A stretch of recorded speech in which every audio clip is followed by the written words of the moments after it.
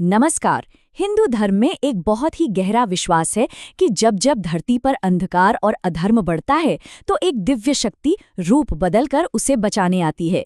ये हैं भगवान विष्णु के अवतार। पर ये सिर्फ पौराणिक कथाएं नहीं हैं, इनके पीछे एक बहुत गहरा रहस्य छिपा हुआ है। तो चलिए इस दिव्य रहस्य की परतों को एक एक करके खोलते हैं। देखिए, अवतार का ये पूरा कॉन्सेप्ट भगवद गीता के इसी मशहूर श्लोक से निकला है। और ये सिर्फ शब्द नहीं है, ये एक तरह का डिवाइन प्रॉमिस है कि जब जब धर्म की हानि होगी मैं खुद को प्रकट करूंगा। यही वो नीम है जो धर्म मतलब कॉस्मिक ऑर्डर और अधर्म मतलब अराजकता के बीच की लड़ाई को दिखाती है। और इसी संतुलन को बनाए रखने के लिए अवतार आते हैं। तो सवाल ये उठता है कि अवतार आते ही क्यों हैं? देखिए, त्रिदेवों में भगवान विष्णु पालन करता है, मतलब उनकी जिम्मेदारी है ब्रह्मांड के बैलेंस को बनाए रखना। तो जब भी अधर्म इस बैलेंस को बुरी तरह से बिगाड़ने लगता है तो अवतार लेना इसे ठीक करने का उनका एक दिव्य तरीका है। अब जब भी हम अवतारों की बात करते हैं ना, तो एक खास नंबर है जो सबके दिमाग में सबसे पहले आता है, दशावतार।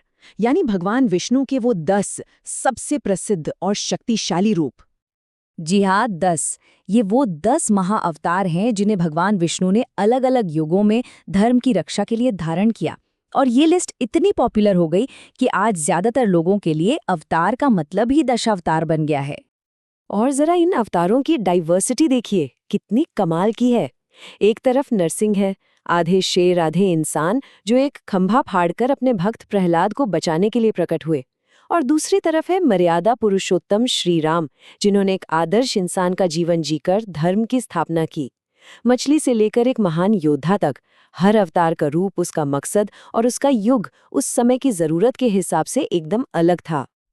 लेकिन एक बात और है, ये अवतार ऐसे ही कभी भी प्रकट नहीं हुए। उनका आना एक बहुत बड़े कॉस्मिक टाइम साइकिल यानी युगों का हिस्सा था। आइए इस डिवाइन टाइमलाइन को समझते हैं। तो ये सफर शुरू होता है सत्य युग से, जहां दुनिया को बचाने के लिए मत्स्य और कूर्म जैसे शुरुआती अवतार आते हैं। फिर आता है त्रेता युग, जिसमें वामन और राम का आगमन हुआ।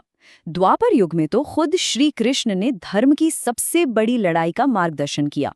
और हमारे आज की युग यानी कली युग की शुरुआत में बुद्ध के अवतार का जिक्र मिलता है। यहाँ तक तो सब ठीक है, 10 अवतार, 4 युग। लेकिन अब कहानी में एक बहुत ही मजेदार मोड़ आने वाला है। जो हम सब अब तक जानते आए हैं, क्या वो पूरी सच्चाई है? तो सवाल बिल्कुल सीधा है, क्या विष्णु के अवतार सच में सिर्फ 10 हैं? शायद नहीं, और इसका जवाब हमारी पूरी समझ को बदल सकता है। जवाब है बिल्कुल नहीं।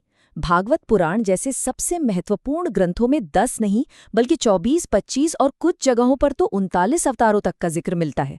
मतलब साफ है कि दशावतार की जो कहानी हम जानते हैं वो तो पूरी कहानी का बस एक छोटा सा हिस्सा है। एक तरह से कहें तो बस हाइलाइट्स हैं।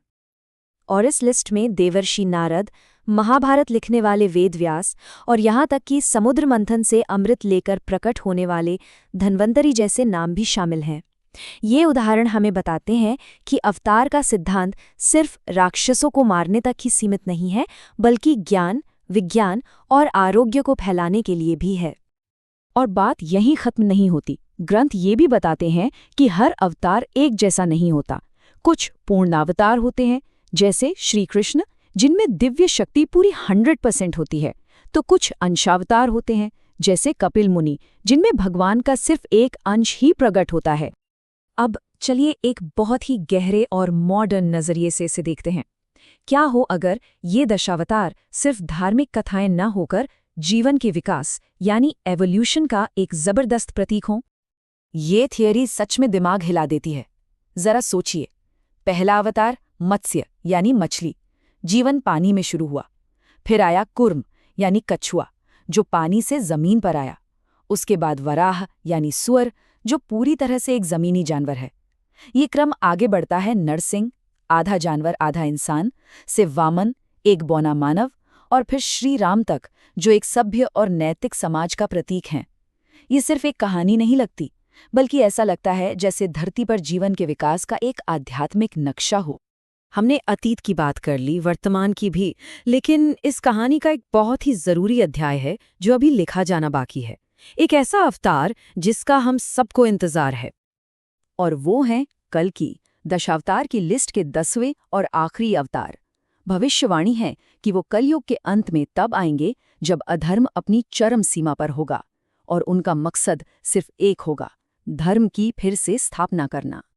पुराणों में उनके आने के बारे में काफी कुछ बताया गया है कि वो शंभल नाम के एक गांव में जन्म लेंगे, एक सफेद घोड़े पर सवार होंगे और अपनी चमकती हुई तलवार से बुराई का अंत करके एक नए सत्ययुग की शुरुआत करेंगे। तो अंत में एक सवाल है जो सोचने पर मजबूर करता है। अगर हर अवतार धर्म को बचाने के लिए तब आता है जब वो खतरे में होता है, तो कल्कि के आने की भविष्यवाणी हमारे आज के समय के बारे में क्या संकेत दे रही है? सोचिएगा जरूर।